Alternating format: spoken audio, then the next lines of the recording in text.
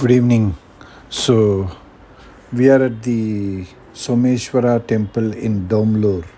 So, when I finished off the Karnataka trip for this trip, I also happened to visit a couple of temples. This is one is Someshwara temple. This is in Domlur. Probably, maybe I think do this must be old, somewhere around Chola dynasty period. It is dedicated to Lord Shiva and one of the oldest temple in Bangalore.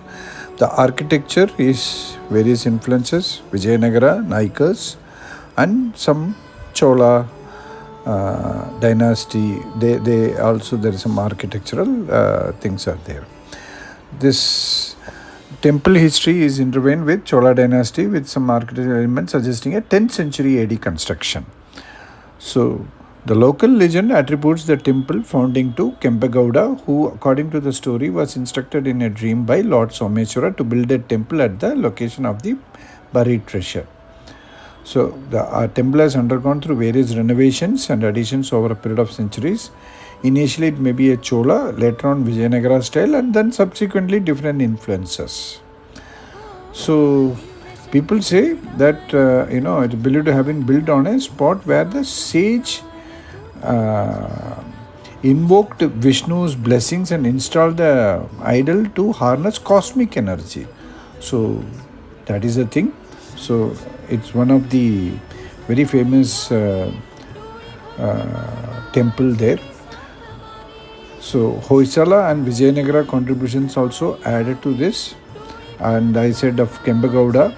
And there is another account says that Jayappa Gowda, 1420-1450 ruler from Yelahanka.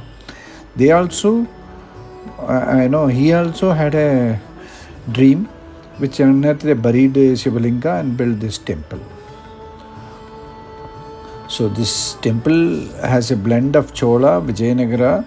The ornate pillars and detailed carvings including depictions of Ravana lifting Mount Kailas, Durga slaying Mahishasura. The first I have shown you the marriage of Lord Shiva and Parvati are noteworthy. The presence of Yali, the mythical beast in the pillars, indicates a potential Hoysala influence. So this is what I said, the Shiva's marriage photo. So now after this we will just go through the temple and then see how it is. Definitely these are all very old temples and let's enjoy that. सर्वव्यापी तू प्रचंड महाकाय आदिशक्ती तू नरमुंड मालाधार तुझ्या विना जीवनास अर्थ साकार महाकाय तो सगुण निराकार ओम नमः शिवाय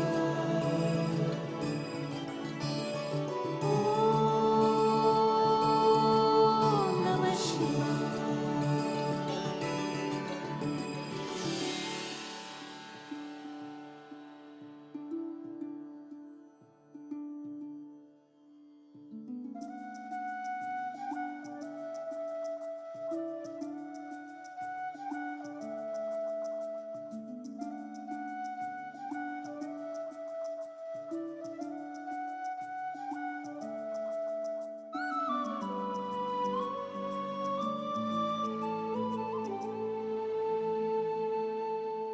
हो दिव्य शक्ती तुझ लान तुझ चरणी माता तूच माझा पितान तूच माझी माता तुझ्या चरणी लीन व्हावे हे आदि देवा परब्रह्म तूच तुमज एक सूर ठावा शंभू शंकरारे तुझ पायी यावे डोळे भरून पाहता जिने सार्थवावे शंभू शंकरारे तुझ पायी यावे डोळे भरून पाहता जिने सार्थवावे ओ जिने सार्थवावे ओ जिने सार्थवावे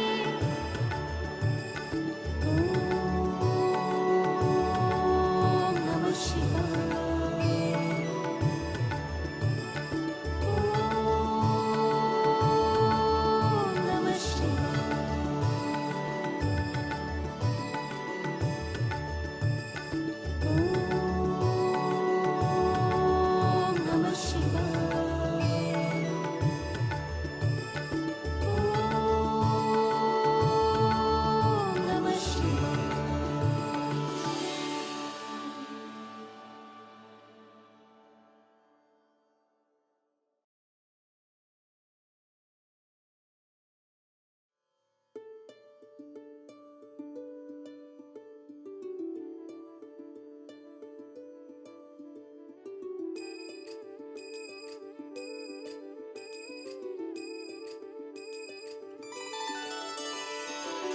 सर्वव्यापी तू प्रचंड महाकाय आदिशक्ती तू नरमुंड मालाधार तुझ्या विना जीवनास अर्थ साकार महाकाय तो सगुण निराकार ओम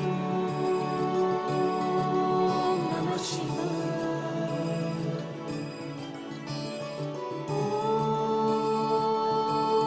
ओम नमः शिवाय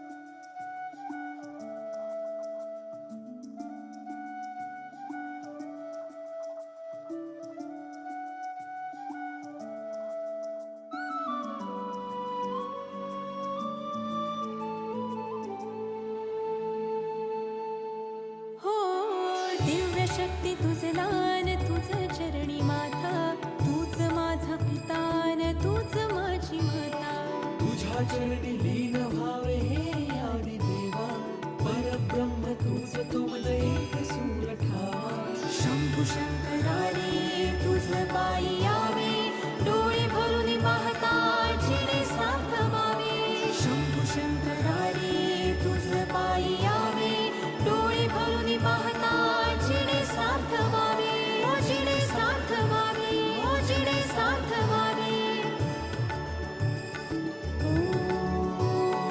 ओम नमः शिवाय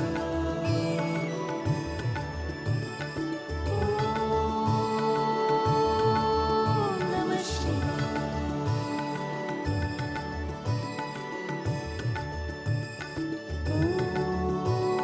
ओम नमः शिवाय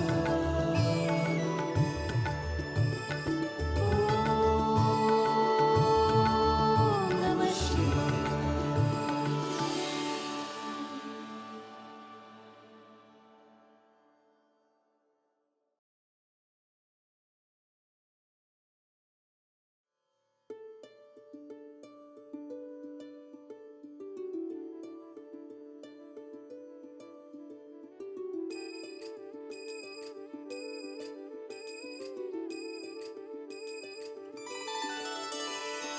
सर्वव्यापी तू प्रचंड महाकाय आदिशक्ती तू नरमुंड मालाधार तुझ्या विना जीवनास अर्थ साकार महाकाय तो